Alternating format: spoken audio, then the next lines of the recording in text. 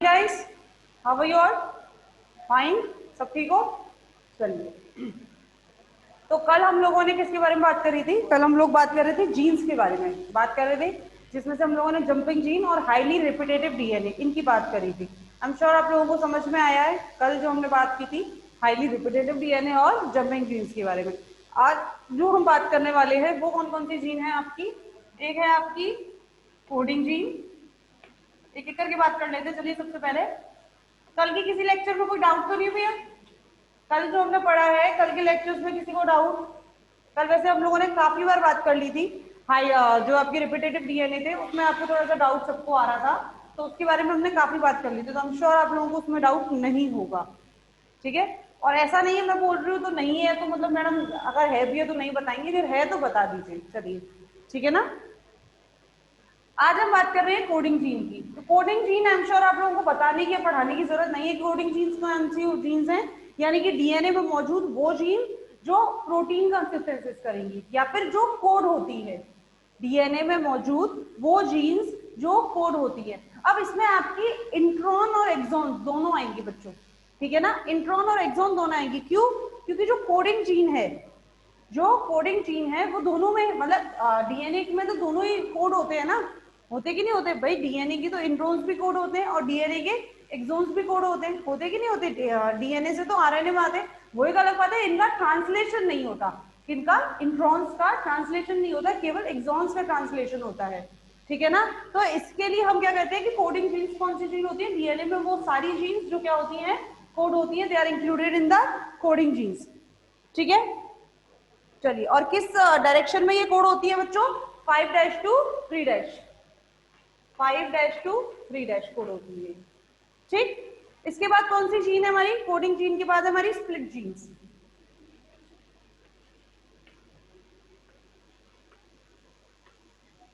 कौन सी जीन है हमारी? Split jeans. स्प्लिट जीन्स कौन सी जीन होती है? स्प्लिट के बारे में आप क्या बात कर सकते हैं? स्प्लिट जीन यानी कि जो हमारी टूटती हैं या जिनको काटा जाता है या जिनको हटाया जाता है, तो इसके अंदर कौन सी जीन्स आती है हमारी? Introns genes. हम जानते हैं कि हमारे जो आरएनए होता है, आरएनए में या प्री एमआरएनए में दो टाइप के सीक्वेंसेस पाए जाते हैं। कौन से? इंट्रॉन्स और एक्सॉन्स। जिनमें से इंट्रॉन्स को क्या किया जाता है? स्प्लाइसिंग के द्वारा हटा दिया जाता है। आप सब जानते हैं, आप सबने पढ़ा हुआ है। ठीक है? तो स्प्लाइसिंग के द्वारा उन इंट्रॉन्स को क्या कर दिया जाता है? हटा दिया जाता है और एक्सॉन्स को मिला दिया जाता है, और उन एक्सॉन्स को क्या किया जाता है? आगे उनसे प्रोटीन का सिंथेसिस किया जाता है। तो इंट्रॉन्स को उस पार्ट में से हटाना, that is also a split gene. वो क्या है? आपकी स्प्लिट जीन्स है।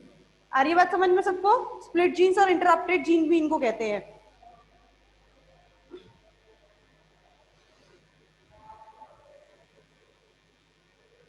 किसी को कोई डाउट भाई? स्प्लिट जीन्स को जैसे याद है आपको जंपिंग जीन्स, जंपिंग जीन्स को हम लोगों ने क्या कहा था? जंक डीएनए कहा था, यूजलेस डीएनए कहा था। ऐसे ही स्प्लिट जीन्स को भी क्या कहा जाता है? जंक डीएनए कहा जाता है। बात आ रही है समझ में? स्प्लिट जीन्स को भी क्या कहा जाएगा बच्चों? Junk DNA. आप जानते हैं क्योंकि इंट्रॉन्स क्या है? नॉन कोडिंग जीन्स है कि नहीं है? इनको नॉन कोडिंग जीन्स भी कहा जाता है। स्प्लिट जीन्स को बच्चों नॉन कोडिंग जीन्स भी कहा जाता है। ठीक है? इसके अलावा कौन कौन सी जीन्स है? इसके अलावा आपकी दो जीन्स और है। कौन कौन सी? Suicide gene. ठीक है? कौन कौन सी जीन? सुसाइड जीन और स्यूडोजीन। सुसाइड जीन और स्यूडोजीन। सुसाइड जीन नाम से समझ में आ रहा है, ऐसी जीन जिसका प्रोडक्ट, ऐसी जीन जिसका प्रोडक्ट खुद के लिए हार्मफुल हो। यानी कि ऐसी जीन जो ऐसा प्रोडक्ट फॉर्म कर दे जो या तो क्या कर दे, उनको उसका खुद का हार्म कर दे, यानी कि उस जीन को किल कर दे, या जो भी है, यानी कि उसका प्रोडक्ट अपनी खुद की उस जीन के लिए क्या होता है? हार्मफुल होता है। That was the suicide gene. ठीक? और स्यूडोजीन्स क्या होती है? स्यूडोजीन इनको हम फॉल्स जीन भी कह सकते हैं बच्चों। कह सकते हैं फॉल्स जीन, यानी कि ऐसी जीन जो या तो कोड नहीं करेंगी, और अगर कोड करती हैं तो उनका प्रोडक्ट कोई यूज का नहीं है। ठीक है ना? कोई यूज का उनका प्रोडक्ट नहीं होता है। That is called as the pseudogene. ये फंक्शनल लेस जीन होती है। ये फंक्शन लेस जीन होती है, इनके कोई फंक्शन नहीं है। ये बस ऐसे ही मौजूद है, मजे के लिए मौजूद है हमारे उसमें। ठीक है? तो आपको ये सारी जीन समझ में आ गई, चारों जीन्स? किसी जीन में कोई डाउट है? कोडिंग जीन्स वो जीन जो कोड करती हैं, हमारे डीएनए में मौजूद सारी जीन्स कोडिंग होती हैं, आपको पता है। पता है भाई, हमारे डीएनए में मौजूद सारी जीन कोड रिंग होती है। क्यों? क्योंकि हमारे डीएनए में माना रिपीटेटिव सीक्वेंसेस होते हैं जो इंट्रॉन्स बनाते हैं, लेकिन ड्यूरिंग द एमआरएनए फॉर्मेशन वो क्या होते हैं, एमआरएनए में तो कोड होते नहीं होते। एमआरएनए कोड होने के बाद वो प्री एमआरएनए फॉर्म करते हैं, जिसे स्प्लाइसिंग के द्वारा क्या कर दिया जाता है, रिमूव कर दिया जाता है, वो बात की बात है। लेकिन अगर हम डीएनए के रेफरेंस में बात करते हैं तो डीएनए के रेफरेंस में हम कहते हैं each and every gene of the DNA get transcribed into the RNA. ठीक है, और अगर हम आरएनए के रेफरेंस में बात करेंगे तो आरएनए के रेफरेंस में कोडिंग जीन्स कौन सी होंगी हमारी, ओनली एक्सॉन्स, नॉट इंट्रॉन्स। ठीक है, उसके बाद है स्प्लिट जीन्स। मैंने आपको बताया स्प्लिट जीन्स किसे बोलते हैं हम, हमारी इंट्रॉन जीन को। स्प्लिट जीन्स क्या होती है, split genes basically interrupted genes हैं। स्प्लिट जीन्स को इंटरप्टेड जीन्स भी बोला जाता है, यानी कि ऐसी जीन जो कोडिंग जीन्स को क्या कर रही हैं, इंटरप्ट कर रही है। ठीक है ना, काम में आने वाली जीन्स को, प्रोटीन का फॉर्मेशन करने वाली जीन्स को क्या कर रही है बच्चों, इंटरप्ट कर रही है। ठीक है ना, तो ऐसी जीन्स क्या कहलाती है, स्प्लिट जीन्स। और वो कौन सी जीन होती है हम जानते हैं, इंट्रॉन्स होते हैं। ठीक है, उसके बाद है आपकी सुसाइड जीन्स। सुसाइड जीन्स कौन सी होती हैं, ऐसी जीन जिनके प्रोडक्ट खुद उनके लिए हार्मफुल होते हैं। ठीक है ना, सुसाइड जीन क्या होती है, सुसाइड जीन वो जीन होती है जिनके प्रोडक्ट खुद के लिए हार्मफुल होते हैं, that is called as the suicide gene. Then उसके बाद है आपकी स्यूडोजीन और फॉल्स जीन्स। स्यूडोजीन्स और फॉल्स जीन्स कौन सी होती हैं, वो जीन्स होती हैं जो ऐसा या तो फंक्शनलेस होती हैं, इनको ये भी नाम दिया जाता है बच्चों, यानी कि ऐसी जीन्स जो काम करने के बाद, यानी कि जो कुछ टाइम के लिए तो फंक्शन में थी, लेकिन कुछ टाइम के बाद वो अपना एक्सप्रेशन खो देती है। ठीक है ना, ऐसी जीन्स को भी स्यूडो जीन्स में ही माना जाता है, यानी कि ऐसी जीन्स जो पहले तो फंक्शन में थी लेकिन बाद में क्या होती है, वो अपना एक्सप्रेशन खो देती हैं, वो जीन्स भी क्या कहलाती हैं, स्यूडो जीन्स कहलाती हैं। आगे बात समझ में, किसी को कोई डाउट हो तो पूछो, अभी जीन्स में अगर कोई डाउट हो तो पूछो, नहीं तो फिर हम चल रहे हैं आपकी प्रोकैरियोटिक जीन्स और यूकैरियोटिक जीन्स में। ठीक है ना, हम एक एक करके बात करेंगे प्रोकैरियोटिक की और यूकैरियोटिक की। अच्छा, प्रोकैरियोटिक और यूकैरियोटिक के प्रोसेस में अंतर क्या होता है बच्चों, एक जनरल बात करते हैं, जब तक आपको अगर कोई डाउट हो तो आप बताइए। प्रोकैरियोटिक और यूकैरियोटिक में ये अंतर होता है बच्चों कि प्रोकैरियोट्स में तो ट्रांसक्रिप्शन और ट्रांसलेशन दोनों ही एक जगह पर हो जाता है। ट्रांसक्रिप्शन और ट्रांसलेशन दोनों ही एक जगह पे हो जाता है, दोनों ही न्यूक्लियस में हो जाता है या साइटोप्लाज्म में हो जाता है, जहां भी होता है दोनों एक जगह पे हो जाता है। जबकि यूकैरियोट्स में क्या होता है, यूकैरियोट्स में ट्रांसक्रिप्शन कहाँ होता है, न्यूक्लियस में होता है, जबकि ट्रांसलेशन कहाँ होता है, साइटोप्लाज्म में होता है। आगे बात समझ में, ये किसकी बात होती है हमारी, ये हमने बोला कि कैसे होते हैं। अच्छा, ट्रांसक्रिप्शन जो होता है मैंने आपको बताया, जैसे डीएनए रेप्लिकेशन है, तो डीएनए रेप्लिकेशन कौन से एंजाइम के फॉर्म में हो रहा था, कौन सा एंजाइम हेल्प कर रहा था, डीएनए पॉलीमरेज। ठीक है ना, डीएनए रेप्लिकेशन में कौन हेल्प कर रहा था, डीएनए पॉलीमरेज। वैसे ही ट्रांसक्रिप्शन में कौन का हेल्प करता है, आरएनए पॉलीमरेज।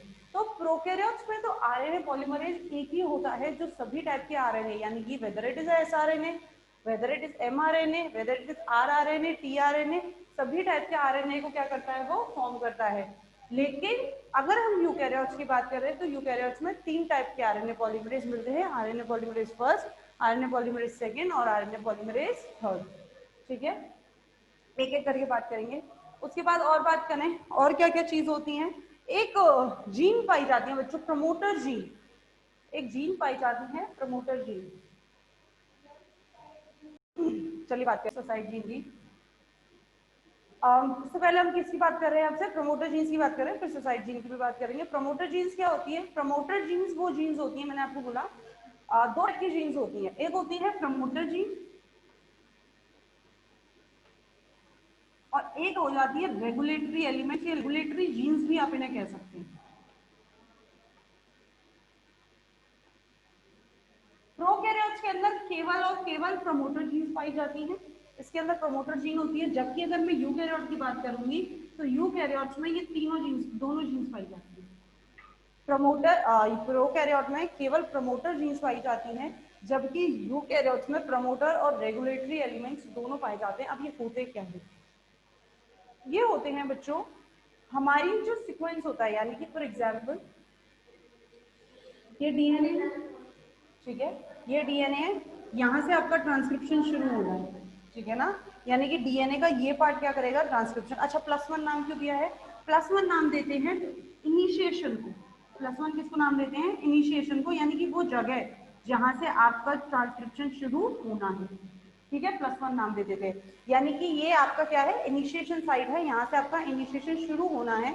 इससे पहले की जितने भी सीक्वेंसेस होंगे, इसके पहले जो भी सीक्वेंसेस आएंगे उनमें हम माइनस लगा देते हैं बच्चों, और इससे आगे जितने भी सीक्वेंसेस आएंगे उसमें हम प्लस लगा देते हैं। तो ये माइनस और प्लस यहाँ पर क्या शो करता है, ये माइनस यहाँ पर शो करता है किसको, अपस्ट्रीम सीक्वेंसेस को। ये माइनस किसको शो कर रहा है यहाँ पर, अपस्ट्रीम सीक्वेंसेस को, और प्लस किसको शो कर रहा है, डाउनस्ट्रीम सीक्वेंसेस को। डाउनस्ट्रीम सीक्वेंसेस को मान लो यहाँ पर जो है, अगर कोई कोडोन है, मान लो मैंने बोल दिया TAT, यहाँ पर ये कोडोन है TAT, ठीक है, तो मैं क्या बोलूंगी, TAT इज -10, -10 का मतलब क्या हो गया, यानी कि TAT इनिशिएशन साइड जो +1 साइड है, इनिशिएशन साइड है, इससे -10 यानी कि 10 बेस पेयर, 10 सीक्वेंसेस पहले है। माइनस का मतलब पहले, यानी कि +1 जहां से इनिशिएशन शुरू हो रहा है वहां से क्या है, ये 10 बेस पेयर, 10 सीक्वेंसेस पहले है। ऐसे ही यहाँ पर मान लो कोई सीक्वेंस है, मैंने बोल दिया GCT, कोई सीक्वेंस है GCT, तो मैं कहूंगी GCT क्या है, मान लो है +15, क्या है, +15, तो मैं ये कहूंगी GCT जो इनिशिएशन सीक्वेंस है, इनिशिएशन कोडोन है, इनिशिएशन साइट है, वहां से क्या है, प्लस, यानी कि आगे की तरफ है, उसके बाद है, कितना, 50 सीक्वेंसेस बाद है। आ रही बात समझ में आपको, ये चीज समझनी जरूरी है। आ रही है समझ में। तो जो प्रमोटर्स होते हैं ना बच्चों, ये प्रमोटर्स हमेशा माइनस होते हैं, यानी कि हमेशा ये इनिशिएशन सीक्वेंसेस से या इनिशिएशन साइट से पहले होते हैं। ये जो माइनस प्रमोटर्स होते हैं, प्रमोटर्स जो होते हैं आपके इनिशिएशन साइट से पहले होते हैं। अब इनका काम क्या होता है, आप पूछ सकते हैं मैम इनका काम क्या होता है, प्रमोटर्स क्यों पाए जाते हैं। प्रमोटर्स जो होते हैं आरएनए पॉलीमरेज के बेसिकली बाइंडिंग साइट होते हैं बच्चों। यानी कि जब आपका ट्रांसक्रिप्शन शुरू होता है, जब आपका ट्रांसक्रिप्शन होता है उस टाइम पर आरएनए पॉलीमरेज जो होता है इन्हीं प्रमोटर्स से आकर जुड़ता है, और देन उसके बाद वो आपका जो डीएनए है, जो आपकी इनिशिएशन साइट है, वहां पर पहुंचता है। आ रही है बात समझ में। अगर आप इसको प्रोकैरियोट्स की बात करेंगे तो प्रोकैरियोट्स में हम ये कह सकते हैं कि हाँ, प्रोकैरियोट्स में प्रमोटर्स होते हैं जो केवल आरएनए के फॉर्मेशन में, एमआरएनए के फॉर्मेशन में हेल्प करते हैं, आरएनए पॉलीमरेज को बाइंड करवाते हैं, ठीक है, कितना के। अगर लेकिन आप यूकैरियोट्स की बात कर रहे हैं तो यूकैरियोट्स का बहुत ज्यादा उपयोग होता है, क्यों, क्योंकि यूकैरियोट्स में कुछ ट्रांसक्रिप्शन फैक्टर्स पाए जाते हैं बच्चों। यूकैरियोट्स में कुछ ट्रांसक्रिप्शन फैक्टर्स होते हैं, और बिना इन ट्रांसक्रिप्शन फैक्टर्स के वो यूकैरियोट्स में ट्रांसक्रिप्शन नहीं हो सकता। यूकैरियोट्स में अगर मैं बात कर रही हूँ, प्रमोटर्स की मैं बात कर रही हूँ, तो प्रमोटर्स क्या होते हैं, प्रमोटर वो जगह होते हैं जहां आरएनए पॉलीमरेज आकर जुड़ता है, ठीक है, आरएनए पॉलीमरेज आकर जुड़ता है। ये दिख रहा है नहीं, चलिए यहाँ लिख देती हूँ।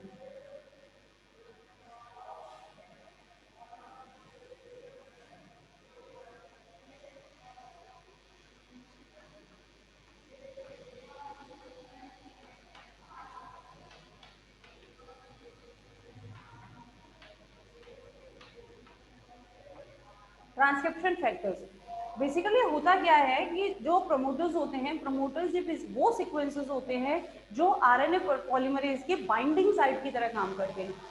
लेकिन प्रोकैरियोट्स के प्रमोटर्स और यूकैरियोट्स के प्रमोटर्स में क्या अंतर आ जाता है वो मैं आपको यहाँ समझाती हूँ बच्चों। बेसिकली क्या होता है, प्रोकैरियोट का जो आरएनए पॉलीमरेज होता है वो खुद ब खुद प्रमोटर्स को पहचान सकता है, ठीक है ना, वो खुद ब खुद प्रमोटर्स को पहचान सकता है और उन प्रमोटर्स पर आकर बाइंड हो सकता है।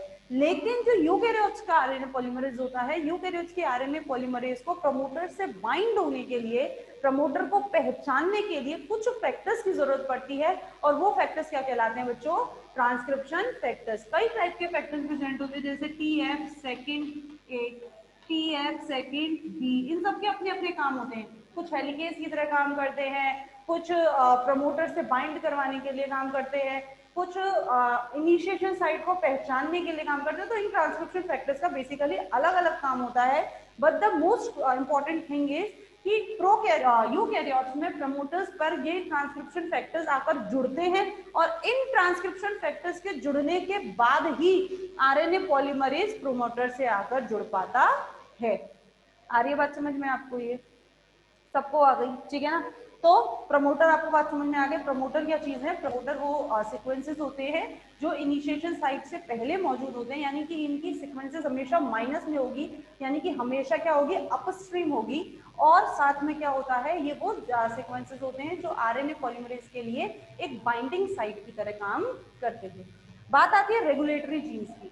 रेगुलेटरी जीन्स क्या होती है? बेसिकली ये भी प्रमोटर्स की तरह ही होती हैं। ये भी वो जीन्स हैं जो ट्रांसक्रिप्शन फैक्टर्स के लिए एक बाइंडिंग साइट की तरह काम करती हैं। यानी कि ये तीनों प्रमोटर और रेगुलेटरी जीन ये दोनों साथ में काम करती है। फॉर एग्जाम्पल जैसे मैं यहाँ बात कर रही हूँ आपसे, और एक ये है,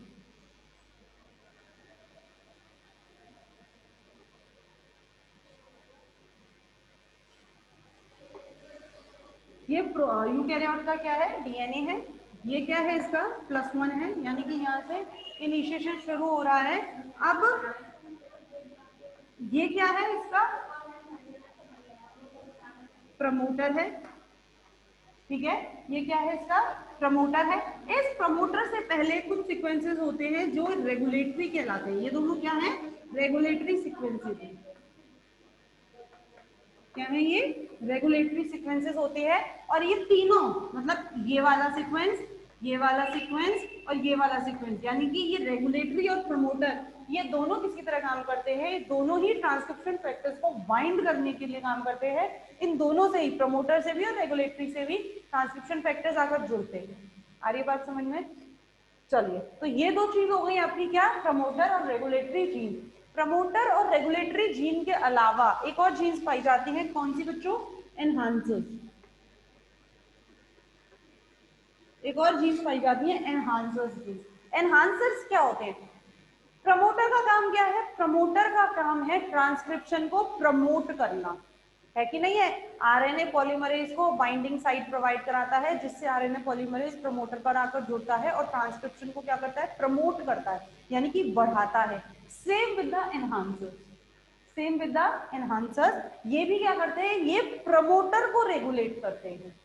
प्रमोटर किसको रेगुलेट कर रहा है? प्रमोटर आपके पूरे के पूरे ट्रांसक्रिप्शन को रेगुलेट कर रहा है, यानी कि प्रमोटर ही है। अगर प्रमोटर नहीं होगा तो आरएनए पॉलीमरेज बाइंड नहीं हो पाएगा, और नहीं हो पाएगा तो आपका ट्रांसक्रिप्शन नहीं हो पाएगा। तो बेसिकली प्रमोटर क्या है? मैं ये कह सकती हूँ प्रमोटर वो जीन सीक्वेंसेस हैं जो पूरे के पूरे ट्रांसक्रिप्शन को रेगुलेट करते हैं। तो एनहांसर्स क्या होते हैं बच्चों? एनहांसर्स वो सीक्वेंसेस होते हैं जो आपके प्रमोटर को रेगुलेट करते हैं। अब एनहांसर के भी दो रूप हो सकते हैं, या तो ये एनहांसर हो सकते हैं या ये साइलेंसर हो सकते हैं। आपको नाम से समझ में आ रहा है, यानी कि ऐसे जीन सीक्वेंसेस जो प्रमोटर को क्या करते हैं? बढ़ाते हैं, यानी कि प्रमोटर के एक्सप्रेशन को क्या करेंगे? इंक्रीज करेंगे, तो वो क्या कहलाते हैं? एनहांसर। और जो प्रमोटर के एक्सप्रेशन को डिक्रीज करेंगे वो क्या कहलाते हैं? साइलेंसर। आ रही है बात समझ में? क्या कोई डाउट है? कुछ टेक्निकल प्रॉब्लम्स आ रहे हैं बच्चों, इस वजह से थोड़ा सा वीडियो अपनी बार बार पॉज हो रही है, ठीक है ना? कोई बात नहीं, सही, अब नहीं होगी, ठीक है। तो हम क्या बात कर रहे थे? प्रमोटर और रेगुलेटरी जीन्स। प्रमोटर जीन्स आपको समझ में आई, रेगुलेटरी जीन्स आपको समझ में आई। अब उसके बाद है आपकी क्या? एनहांसर्स और साइलेंसर्स। एनहांसर और साइलेंसर बेसिकली सेम सीक्वेंसेस हैं। ये जो है ये काम, ये इनका नाम जो होता है वो दिया जाता है अकॉर्डिंग टू देयर वर्क, यानी कि अगर ये जीन प्रमोटर को एनहांस कर रही है, यानी कि प्रमोटर के काम को और बढ़ा रही है, हम कहते हैं ना चार चांद लगाना, यानी कि प्रमोटर के काम को अगर ये बढ़ा रही हैं तो then they are called as the enhancer. But when they are decrease the function of the promoters, अगर ये प्रमोटर के फंक्शन को कम कर रही हैं, then they are known as the silencer. अगली बात समझ में सबको? किसी को डाउट? चलो उससे पहले हम एक डाउट आपका क्लियर कर देते हैं। Suicide jeans. सुसाइड जीन्स क्या होते हैं? मैंने आपको बोला बच्चों, सुसाइड जीन्स वो जीन होते हैं जिनका खुद का प्रोडक्ट अपने लिए क्या हो जाता है? हार्मफुल हो जाता है, यानी कि ऐसे प्रोडक्ट्स वो फॉर्म कर देती है जो इनके खुद का मौत का कारण बन सकता है।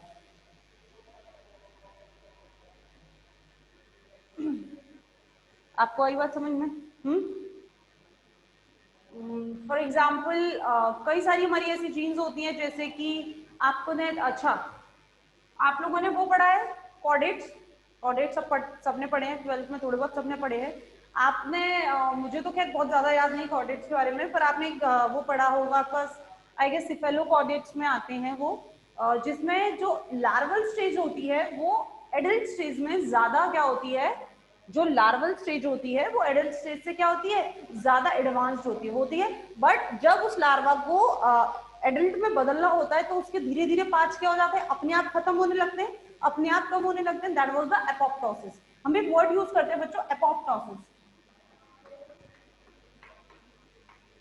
एपोप्टोसिस क्या होता है? Apoptosis is the killing of the cell. और मैंने अभी तक प्रिग्नोवॉक्स की बात ही नहीं करी।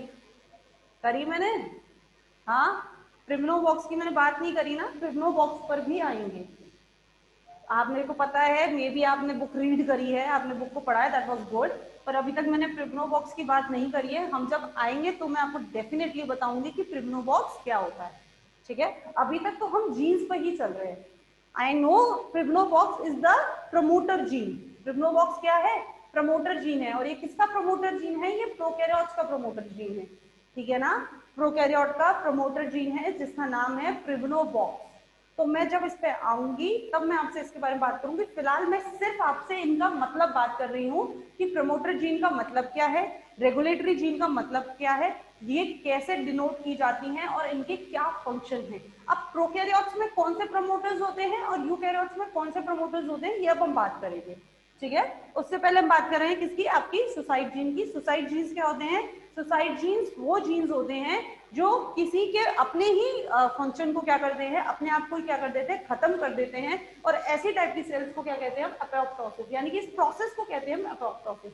एपोप्टोसिस क्या होता है? अपने ही खुद के फंक्शन को क्या कर देना, सेल का खत्म कर देना, अपने आप के खुद को ही मार लेना। ठीक है ना, by the formation of some enzyme और by the formation of product. आगे बात समझ में आपको सबको? चलिए, अब हम बात करते हैं आपसे एक बार एक, जिसको भाई जिसका डाउट था सुसाइड जीन का, वो क्लियर हुआ कि नहीं हुआ? हम्म, जिसको सुसाइड जीन के बारे में डाउट था वो क्लियर हुआ नहीं हुआ?